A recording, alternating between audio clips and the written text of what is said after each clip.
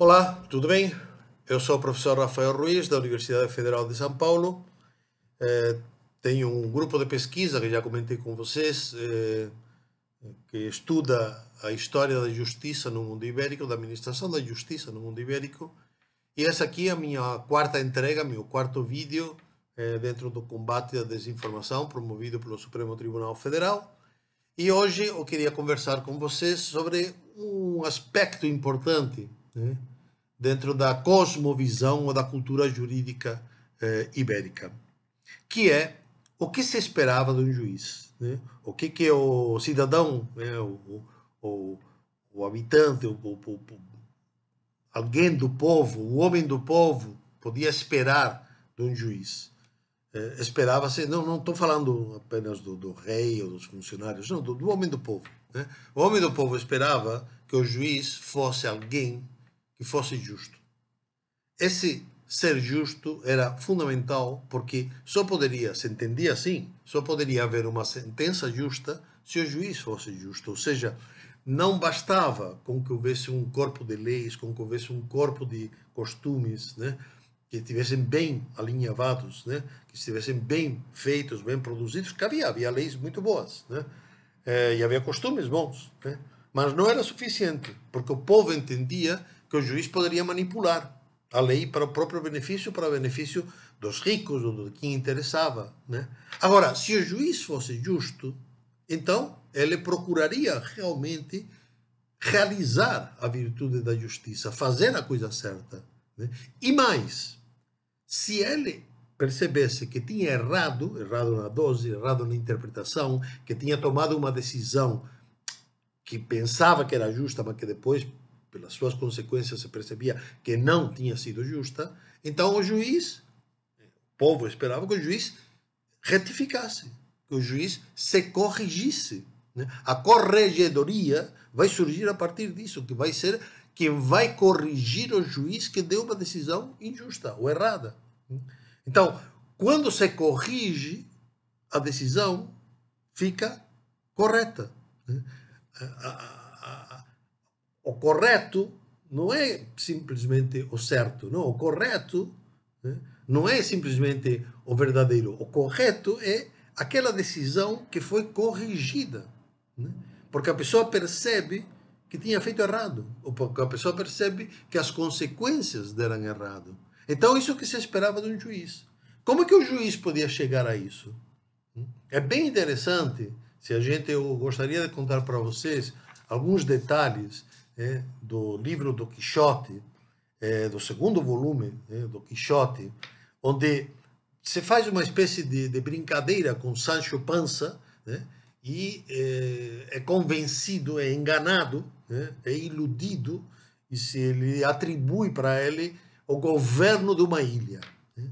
E o Quixote vai dar uma série de conselhos para ele.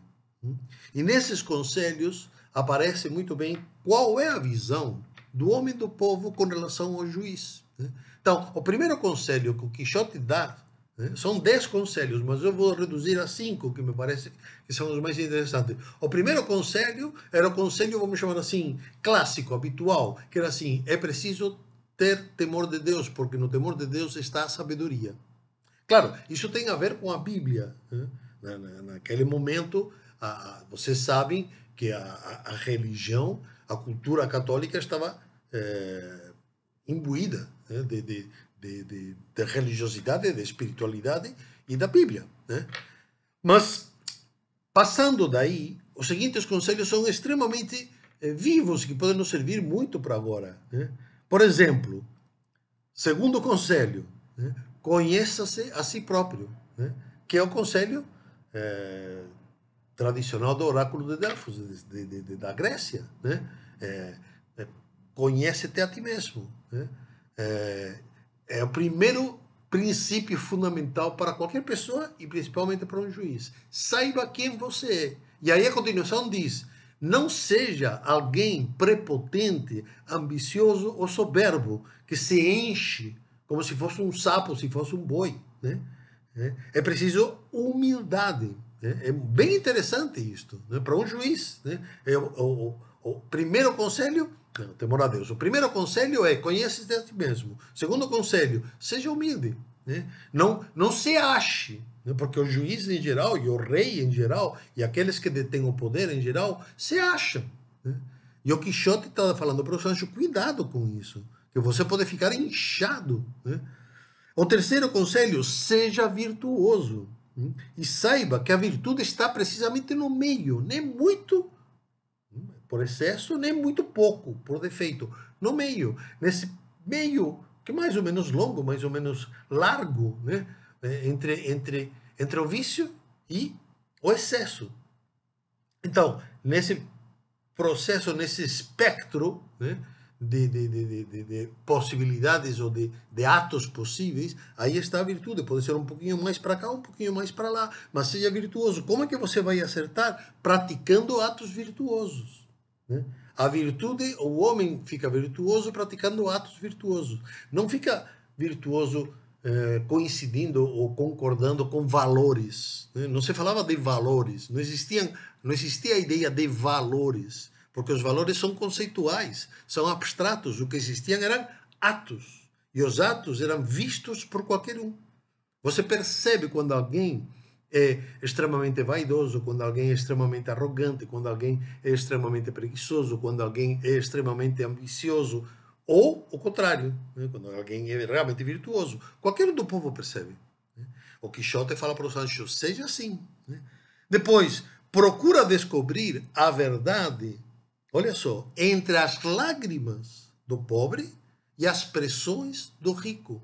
As pressões e os presentes do rico. Né? Então, dizer, procura ser, isto aqui, procura ser imparcial. Né? Dizer, não, nem se deixe levar pela compaixão excessiva, né? De ficar achando que o pobre é coitado porque é pobre, então vai ter sempre razão, ou não se deixe levar também pelo excesso do suborno, né? Dos regalos, dos presentes, né? Tem que ter cuidado. Né? O Quixote está alertando o Sancho entre vamos dizer assim, o conflito social do momento, né? E que o juiz tem que procurar precisamente descobrir a verdade dos fatos para dar a sentença justa. Né? E depois, um último conselho importante é que se a vara da justiça se dobrar, né, que seja pelo peso da misericórdia, né, pelo peso da misericórdia e não pelo peso do rigor. Né. São conselhos, logicamente, de uma sociedade cristã. Né, são conselhos que tem, mas também uma sociedade clássica, greco-romana. Né. Tudo isso era colocado dentro de dois princípios básicos, que é o arbítrio e a prudência. Né. Ou seja, para que o juiz fosse justo, para que seguisse esses conselhos que o Quixote dá para o Sancho, né, ele tem que ter a capacidade de julgar, a capacidade de arbitrar. O arbítrio não significava naquela época o mesmo que significa hoje, que é uma espécie de capricho, de sentimento, de fazer o que dá na telha. Não. Pelo contrário, o arbítrio, né, o arbítrio é o próprio do raciocínio humano, do juízo humano, é a capacidade de decidir bem, como se dizia, conforme a justiça e o direito. Conforme a justiça, a razão e o direito. Isso era o exercício da função, né, da faculdade chamada arbítrio, que depois podemos falar simplesmente de pensamento, de juízo. Né? Isso aqui derivou, né, e passou a ter um sentido profundamente, vamos chamar assim, caprichoso. Né? Não era o que se pensava naquela época. Para que o juiz tivesse um bom arbítrio, ou seja, julgasse de acordo com a razão, o direito e a justiça, então era preciso que fosse prudente. Era outra virtude, né, que também se esperava dele. A prudência, que é? Como diziam os gregos, a prudência é a primeira virtude de outras três, que são a justiça, a temperança e a fortaleza. São as quatro virtudes básicas do ser humano. É o que move a pessoa, é o que faz com que a pessoa seja humana. Né? A prudência né? É aquela capacidade de circunspecção, de perceber no momento adequado, na situação adequada, com a pessoa adequada, qual é a atitude, qual é a decisão, qual é a sentença que deve ser dada, né? E nesse sentido, se a pessoa, se o juiz acertar, ele fica cada vez mais prudente. Se o juiz não acertar, ele se corrige. E uma vez que se corrige, então a decisão é correta.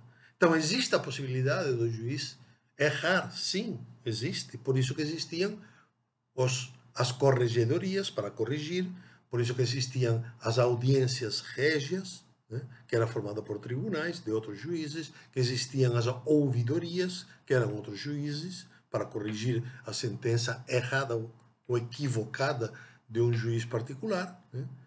Então, dessa maneira, se garantia institucionalmente o exercício da prudência e do arbítrio, para que não houvesse, né, para que não houvesse injustiças e para que as sentenças fossem realmente justas e verdadeiras. Bom, eu não sei se isso aqui ajudou a vocês, mas são temas e são questões que me parece que ajudam muito a entender as questões básicas, como que é importante o papel de um juiz, de um bom juiz, de um juiz justo, né? De um juiz que seja um bom árbitro, né? Que seja uma pessoa que saiba enxergar o que é preciso, a decisão certa, a decisão conveniente, no caso concreto, na situação concreta, naquelas circunstâncias em que tem de ser tomada a decisão. Era isso, e com isto encerro as minhas aulas para essa campanha de desinformação do Supremo Tribunal Federal. Muito obrigado pela atenção.